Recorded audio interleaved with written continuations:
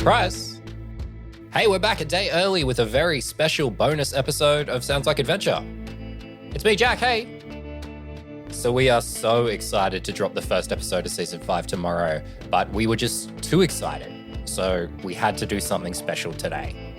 Now, as you know, for Season 5, we are returning to the setting of the first 2 seasons of the podcast, Ethel Grove, and the guys will be playing 5 brand new characters. So to set the scene, before we jumped into the session last week, we shared an introduction to Ethel Grove and the guys all introduced their characters. And for today's bonus episode, you'll hear the audio portion from that part of the stream, and by the end of the episode, you'll know everything you need to know for the start of Season 5. All right, let's get into it. So, guys, welcome back. We're officially here. It is Season 5 of Sounds Like Adventure. I'm so excited. How have you all been? Roof. Everyone answer at once. Excellent. Wonderful. I've been plotting. Great. Well, so have I. Quite a lot, in fact. But hey, for today's stream, we got a lot of fun stuff that we're going to get through. Going to be a little bit of a longer stream than usual for our first one of the new campaign. So to kick things off, we're going to dive into a little bit of world building so we can let you know what this campaign setting is going to be all about. Then we're going to talk about these guys' characters, and then we'll roll those D100s as we always do. So I want to talk a little bit about Ethel Grove. I was scrambling around looking for a few things. I came across this weird, a city guide. So this is written by a guy named Theophilus T. Thistledown III, and he is the head of the tourism department of Ethel Grove. And the government in Ethel Grove is a bit weird, basically. There's lots of strange departments. And this department is not only the Department of Tourism, but it's the Department of Tourism and other T words. So this guy's title is the Terminal Taskmaster of Tourism and Tangential T words, and his name is Theophilus T. Thistledown III. But the strange thing is nobody has ever actually seen this guy. Nobody knows where this department is. And these guides, they pop up periodically throughout the city. But nobody sees them arrive. And when people try and ask about this person, it's kind of hard to put your mind to it. People kind of just can't help but forget and kind of just oh, yeah, that's the department. It's over there. So, Arlo, can you just read this little letter here for me from Theophilus T. Thistledown? Greetings, adventurers. Welcome to Ethel Grove. From the mist-shrouded depths of the murk to the soaring platforms of the arboreal district, Ethel Grove beckons to those who dare to dream big. Here among towering enchanted trees and ancient mysteries, every day brings a new opportunity for discovery. Our legendary marshmen brave monster-filled swamps. Ambitious artificers transform mysterious relics into wondrous innovations. In every district, on every level, adventure awaits. Whether you're hunting rare artifacts in the leaning markets, exploring the dangers of the forests of Maya, I'm assuming Maya, or chasing secrets in our luminous caves, Ethel Grove promises one truth. The next great adventure begins right here. The only thing anyone has been able to figure out about this Theophilus T. Thistledown is from his writing, basically. There's this group in the Ethel Grove called the Runai, and they sort of catalog magical artifacts and all kinds of different items and stuff like that. And Theophilus himself is quite a point of interest for them. And the only information that people have been able to figure out has been actually deemed by this Runai report that has come out, and it's sort of analyzed his writing, essentially. So we'll take a look at some more of his writing as we go through this piece today. So let's talk a little bit about the history of Ethel Grove very quickly. I'll take the lead here, basically. So this is a city that's been around for not too long, a little over 200 years, really, is when the city actually formed. But it started in a forest, essentially, and a group of loggers, they went into the marshes, they went into the forest, they're hunting trees down, and around 200 years ago, some crazy event happens where there's this massive flood that hits the city, not the city, just the forest at this point, and all of the settlers, all of these loggers are washed away, essentially, and it looks like this big point where basically everyone who was on the ground was going to be killed. But then the natives of the forest, the people who live up in the trees, Aarakocra in this case, they flew down from the trees and they saved these people when they were at risk of dying by this flood. So that's where the city formed, essentially. And then from that point, the city has gone on to grow in various different ways. So the settle was named Ethel Grove. It's named after a person specifically from the city whose name is actually Featherless Gale. So it's just a nickname that she had because she hated to be called Featherless. So she would call herself Ethel. And then as the city grows, more and more people come, strange artifacts start to appear. Things keep progressing from there. Things keep growing. The city gets bigger and bigger. And then 2 months ago, the events of the first 2 seasons of the Sounds Like Adventure podcast happen. So, there's like the main characters. They go to this museum. A dinosaur comes to life. They destroy part of the museum. They run away. And then this group from the upper city, who's calling themselves the Arboreals, they start to take credit for what happened at the museum, the destruction of the museum. And they're like this fringe element that wants to return the city to its previous standing, essentially. So it starts to, all this unrest starts to happen within the city where there's like all these different groups coming against each other. And then the second season, these guys go off and they have this event that happens at a music festival. And in the end of that event, another group emerges counteracting the first group, the Arboreals. A group called the Ground Dwellers emerge. So at the point where we pick up this story, there's just these crazy boiling pot of different ideas and all of this unrest in the city. And you guys are going to be planted firmly in the middle of that in an area that is known as the Merc. So, Jacob, why don't you read our message here from Theophilus T. Thistledown III? So you found yourself in the Merc. Look, it's not an ideal situation for anyone, but it's a perfect place for you to pull yourself up by the bootstraps, if they haven't been stolen already. So, this is where you guys are from. This is the lowest and most dangerous part of the entire city. Most of you are either born in this area or you've come to this area and you've been here for a little while. So a big part of what is in this place is these guys, the Marshmen. So Jazzy, your character is a Marshman. Why don't you read this opening piece for us here? The Marshmen, part monster hunters, part bounty hunters, all terrifying. Is there a group that better encapsulates the attitude that carved our incredible city out of the wilds? I think not.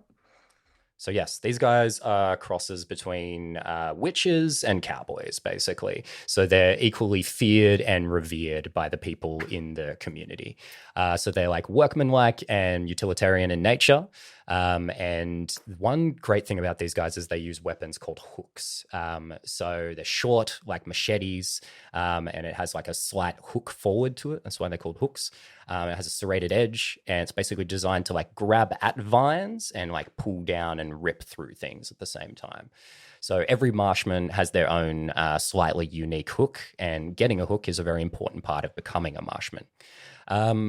Arlo, your character is like he wants to become a Marshman, and we'll talk about that more in a little bit. But I think your character would absolutely know about Seren Blackwater there. So why don't you read that part out for us? Happily. Few among the Marshmen inspire as much reverence and quiet terror as Seren Blackwater, the informal leader, the Council of Rangers. Her obsidian scales and magical prosthetic eye embody the raw essence of survival. As a tactician, she is unparalleled, reading the swamp's hidden currents and magical anomalies with a predatory precision that makes her more landscape than leader, a living weapon of the marshlands who doesn't simply navigate her territory, but becomes it. It's a pretty cool cat right there, is what we've got. Okay. So that is kind of the vibe of the Marshmen, and there are many figures amongst them who are impressive like this, one of whom is known as the Dreadnought. And we'll talk more about them in a little bit. So let's go to the next part here. So this is the planks, basically. So this is the Dockside Entertainment District. So Derek, read us what Theophilus T. Thistledown says here. Many an hour is wasted and many a coin is spent at this majestic monument to excess. In a city where wonders never cease, why stop at the water? That's it. and the people of Ethel Grove haven't. There's docks, there's boardwalks, there's all kinds of fun happening here, but there's lots of cool secrets happening here as well. So, there's lots of people trying to just carve out an ordinary life in this place, but there's also like ambitious economic social climbers here trying to make their place. And of course, there is this strange movement that's been forming, all these strange performances that have been happening by a group that is just calling themselves Resonance. And last, Kess, I want to come to you for this one. So this is the Thorn. I'm going to give him a bit of flounce because I feel like that's fun. The Thorn. Oh, they're not merely a criminal organization. Every pickpocketed coin, every back alley deal, every whispered transaction that slips between the cracks of polite society. They're the architects of it all. The Thorn doesn't just exist along the city's legitimate structures. They are the unseen framework that manipulates everything from street-level thuggery to the most sophisticated criminal enterprises. Wow. Got more passionate as it went along. Wow, incredible. Damn, now I feel bad about mine, all right? You want to go do them again, guys? No. This is one of the main this is the main criminal faction of the city, basically. And these guys are primarily based out of another district called Viridian, where they operate out of this massive multi-story dystopian commerce world called Bark Market. So that's where they usually hang out. But recently, an offshoot group calling themselves the Thorn Cutters has been appearing in the Merc. They're calling themselves a security business, and they've been setting up protection rackets and causing chaos everywhere they go. And one last thing I'm going to mention, which Theophilus must have forgot to make the slide for this one. That's weird. So Put flounce onto it. Put flounce onto it. Okay. Yeah. But there's a group called the Canopy Wardens, basically, and these guys are the city guards. So they are employed by the forces of the upper city, and they try to provide some law and order for the lower city, but they are primarily a group that is used by the upper city to oppress the lower city, basically. So as I mentioned, unrest in the city, big event at the museum happened. And for some reason, when stuff like this happens, despite people taking credit in the upper city, it's always the Merc that tends to get the bad side of things. So the city tends to crack down on the lowest folks, and that has meant that these wardens have been a more active presence in the Merc than they used to be, so much so that there is a gate that actually closes entrance and exit from the Merc that is currently being operated by the Canopy Wardens. So that's all you need to know, really. It's a rough place. Cool, we're done. Yeah, let's go. Okay. We don't need to play the game. I was just going to talk this whole time.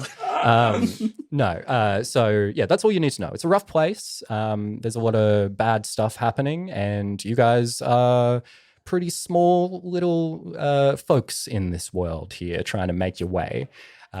So with that in mind, I think we should talk about those small little folks here. Who wants to go first? Who wants to talk about who they're playing first? We're all a bit nervous. Oh, okay. I'll pick someone. Jacob, let's go. Give me Gimbals. I'm in school. I knew it. All right. So this season I'm playing Gimbals Merriweather. He is a gnome wizard. He has never been to Ethel Grove. This is his first adventure there. He went to school elsewhere. He was a bit of a prodigy growing up, and I think he feels very much like the school has given him all it can give. And with the technological discoveries that Ethel Grove has been coming out with, he sees that as quite an exciting prospect in some way to expand his knowledge and expand his repertoire. Awesome. So Gimbals, the gnome wizard, he has left the School of Magical Wizards, the Citadel of Enchantra. He's received a letter, and he's taken a job to come to Ethel Grove from the Citadel. And he hasn't really read that letter, has he? No, not at all. He saw an opportunity. Well, he got given an opportunity to make his way to Ethel Grove, and knowing what he does know of Ethel Grove, he jumped at that bit. He's going in blind, very blind. Well, hey, that may come up. Derek, tell us about Torrin. Cool. I'm going to play as Torrin Ratkus, a dragonborn artificer. He grew up in an orphanage. Didn't know his parents at all. Didn't know where he's from or anything like that. One day, the orphanage got attacked by bandits. He and a handful of other of the orphans got kidnapped and then tortured. Ooh. Oh. But well, that then took a turn. Yeah, it takes a turn, doesn't it? But then one day, when they were having a bit of a celebration or feast, Torrin managed to escape. And then on his way into the woods at nighttime, didn't know where he was going, fell down into a gully. And then he got found by his soon-to-be master at the time, which was Onnet Ratkus. So Torrin's obviously taken his last name. He was a master artificer. So sensing Torrin had a little bit of magic to him, took him under his wing, showed him everything he needed to know about his particular form of artificery. I guess you want to call it that. It's kind of artificery. Artificer. Yeah. Artificery. Lock it in. Like artery. So, as the years went by, he just kept on doing his thing, and so it came the day where Torrin has to go out and keep going on his journey by himself, and so he can find his own apprentice to master, and then it keeps building on. So that's where we're going to start things for you as well with this story. Torrin's on the quest to become a proper. By the way, we're going to say artificer. We're going to use these There's going to be a lot of interchangeably. arguments. Artificer. Artificer. We'll say that. If that's going to Artificer. cause you psychic damage, I apologize. And for but those, there's nothing. artificer is like a engineer, sort of, right? Yeah. So to make sure that's right, I don't know Magical enough about engineer, it. I guess. A magical Okay, it's not Matchmaking about the wizard. pronunciation. It's just you're just asking what an artificer is. Yes, just Okay. generally. Because if you tell me what a rogue is, I'm like, yeah, that's a rogue. But an artificer, it's a fancy word that means many things. He's that an maybe I artifactor. don't know. So yes, Derek, you'll start on this quest, and then you're in the city of Ethel Grove. You're trying to become a real deal, proper artificer. Essentially, is the big goal for you at the moment. Yep. Wonderful. And Jazzy, we've heard about your character already, so I want to save you for last. So Kess and Arlo, Oh my siblings. Hi. You go Kes- first. Yeah, let's go to the older sibling first. Okay. Hi. All right. So I play Clio Ashenflow.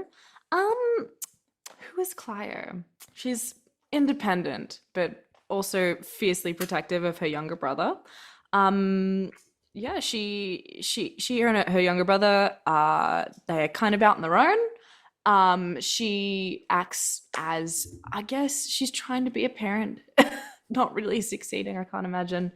But she's certainly going out on her own missions. And yeah, she's got one agenda, and that is to protect herself and to protect her baby brother. And that protecting is very up to her opinion. So baby Her brother. baby brother is Eustace Ashenflow, who is a kind of early teenage water genasi, who physically, in their appearance, definitely aspires to be a marshman, but as Big Sister Clio always says, that's far too dangerous, and that's just a distant dream they will never pursue.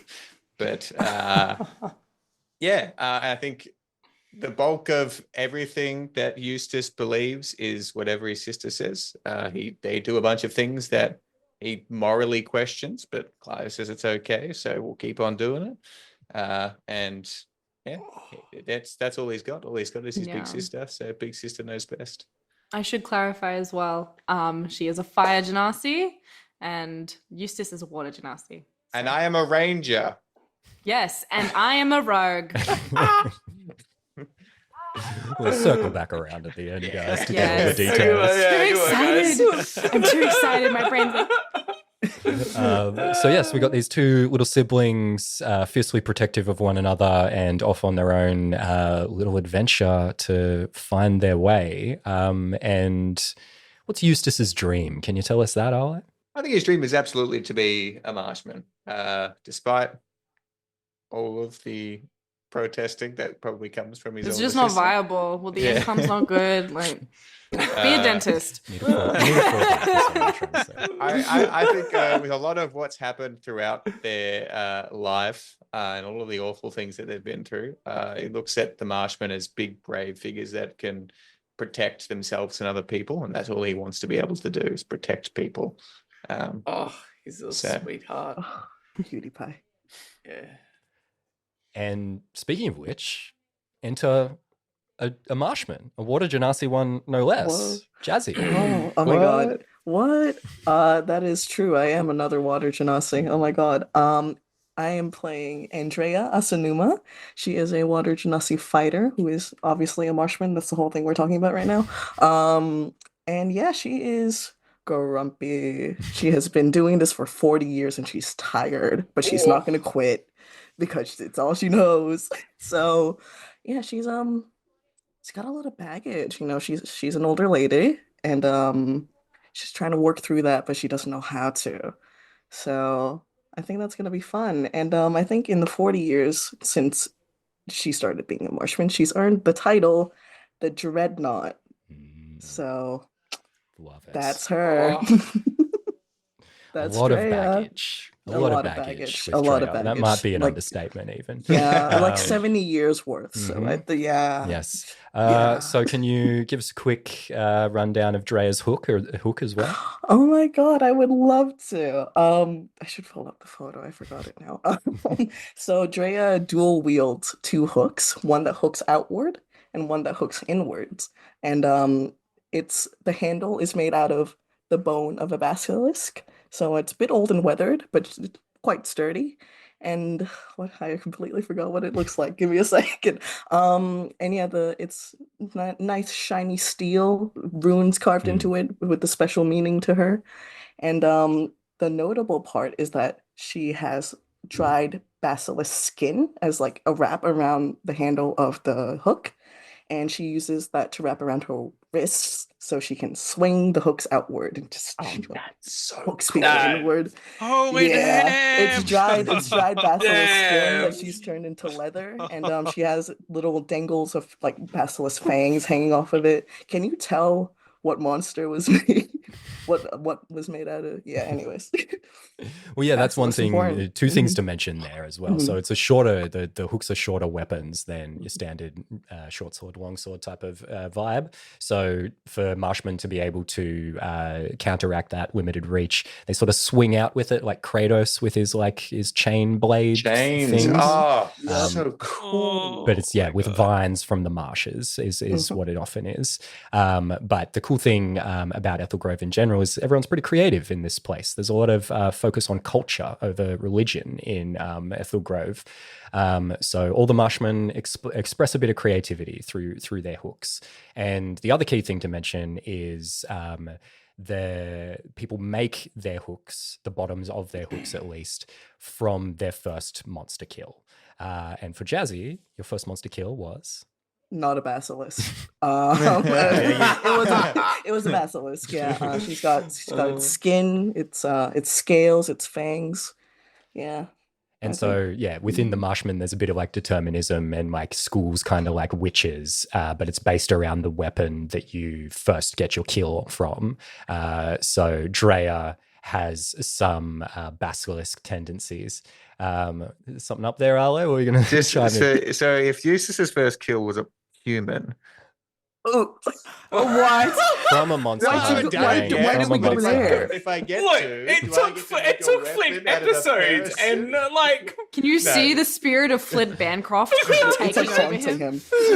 Devil on his Sorry, I shoulder. derailed we back haven't on- even Yeah. started yet. We might need to redact this episode, Yeah. gang. There's going to be a loud sound that plays in the podcast version. Cool. So yes, it's extremely cool. You've been working on some art for the hook as well, so I'm going to put you on blast and say that people are going to get to see that. So now, as we always do, let's roll our D100s. Who wants to say the reason that we roll D100s? Arlo, you've been smashing it lately. Does someone else want to have a turn? All right, Kess, I'll do give it it. some flounce, as Okay. you've said. Well, welcome. The reason we've rolled the D100s is to learn a fun fact about any one of the characters that will appear or are currently appearing in this campaign. I believe there are 100 questions. And who created the questions, Jack? Craig of Inspiration. He's a great creator, content creator. Shout out to him. He's doing great stuff. Yes, shout out to that fine bard who created good things for us. Indeed. Jeez. Yeah, you sound like your character from the last session at points in that. All right, let's roll some D100s. Kess, you persevered through that, so you can roll first. It's not persevering. I'm delighted to be here. It's never persevering. I rolled an 83, Jack. Cool. What do you do with your gear when you're sleeping? Ooh, she sleeps in her gear. Always got to be ready. You never know when the night might come for baby brother. Or for you. Poof, poof, poof, poof, poof. Yeah, she probably doesn't wash it as much as she should. Wow. Okay, cool. Always ready. She got some stank. Gives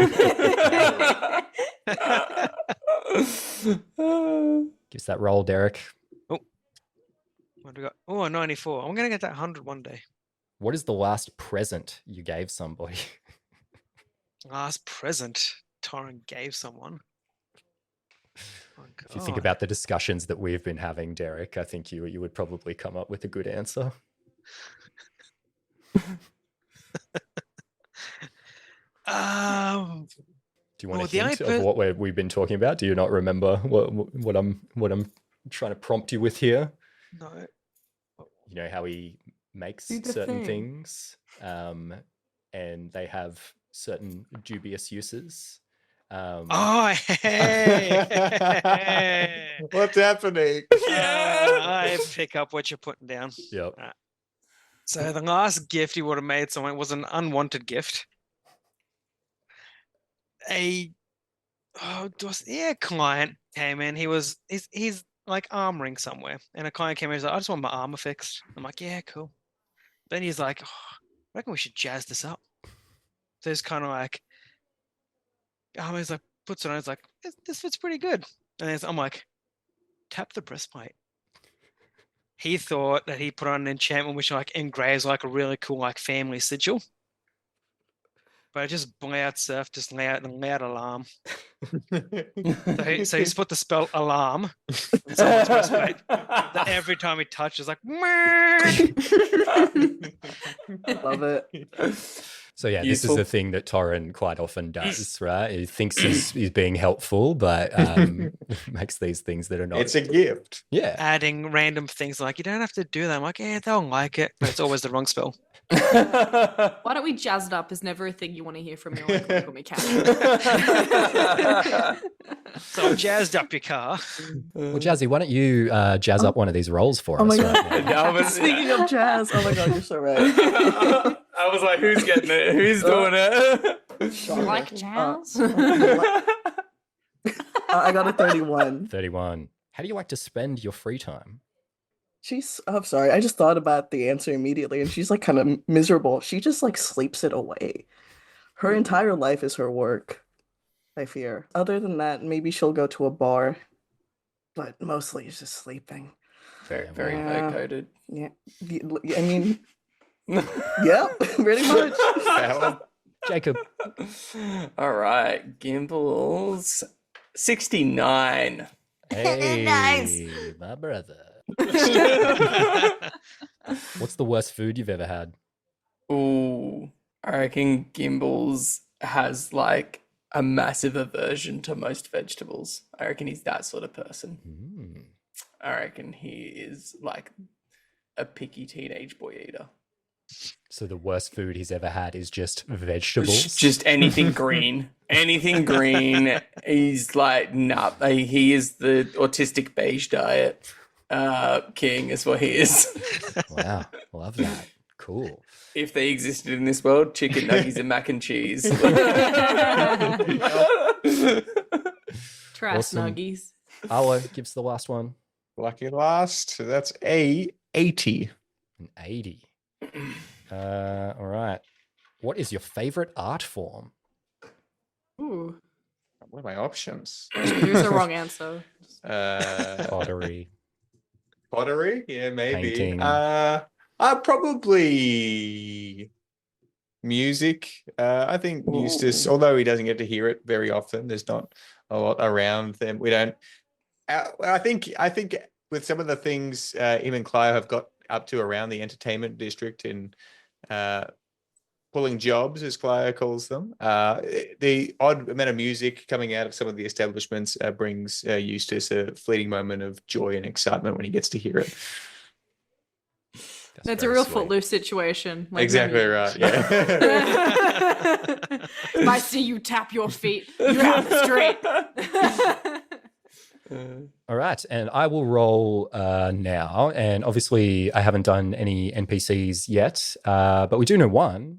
We know Theophilus T. Thistledown, of course. So I'll roll for Theophilus.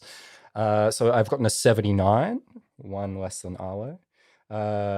What annoys you the most? Ooh. What annoys Theophilus? Probably just like people who don't appreciate how amazing Ethel Grove is in terms of like just a place for adventure, and people who don't appreciate like overly flowery writing. Anyone who tells him to like trim down his writing at all and like cut out his 3 or 4 metaphors in a row, is like, that's really uncool of you right there to do that to me. Do you think he gets upset about people who don't like alliteration? Yeah, he's real mad about that. That's for sure. Hates really words that poetry. don't start with T. All right, cool. Well, that is the stuff. That's everything we need to know. And from here, there's only D&D left to play, guys. Whoa.